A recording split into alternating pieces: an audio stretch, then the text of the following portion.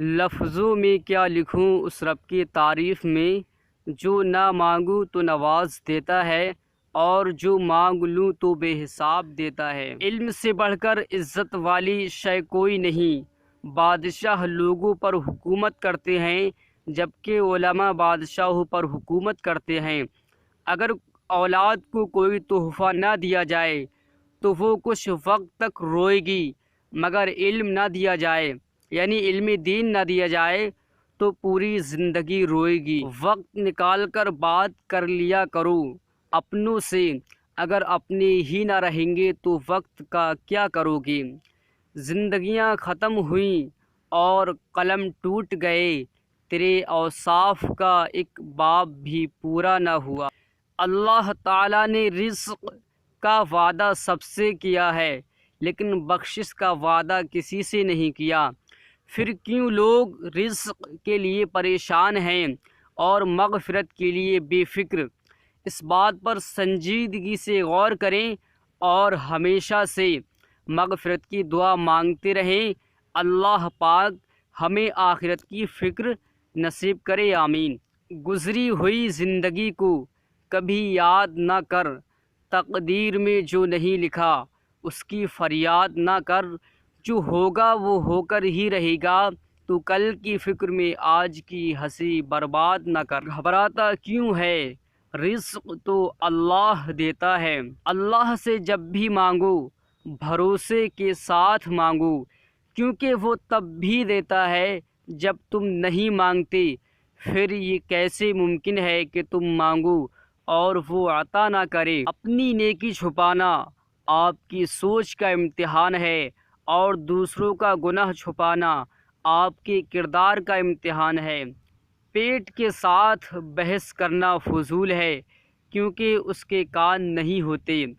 دوست وہ ہے جو دوست کا ہاتھ اس کی پریشانی اور تنگی میں پکڑتا ہے۔ جس شخص کو نماز کی عادت ہو جائے پھر اسے سکون نہیں ملتا نماز پڑھے بغیر۔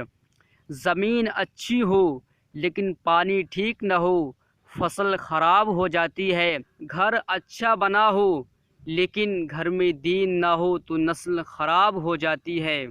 عقل مند سوچ کر بولتا ہے، بے وقوف بول کر سوچتا ہے۔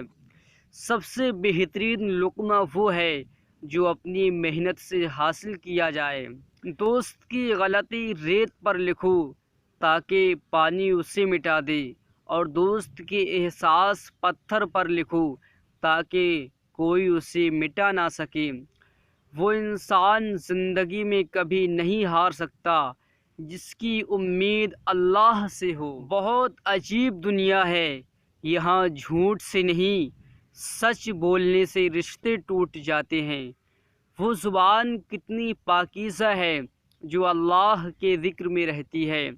محبت سے عبادت کیا کرو، عبادت سے محبت کرو، زندگی بدل جائے گی۔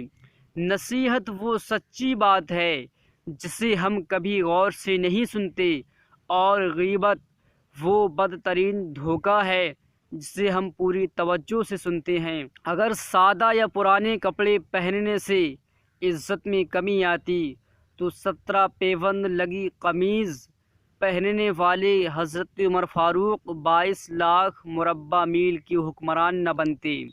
بے عزتی کا جواب اتنی عزت سے دے کہ سامنے والا خود ہی شرمندہ ہو جائے۔ بہترین آنکھ وہ ہے جو حقیقت کا سامنا کرے۔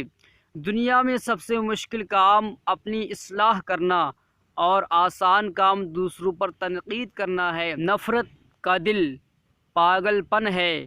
انسان زندگی سے مایوس ہو تو کامیابی ناکامی نظر آتی ہے۔ عقل مند وہ ہے جو لوگوں کے خوف سے نہیں بلکہ صرف اللہ کے خوف سے گناہ سے بچے۔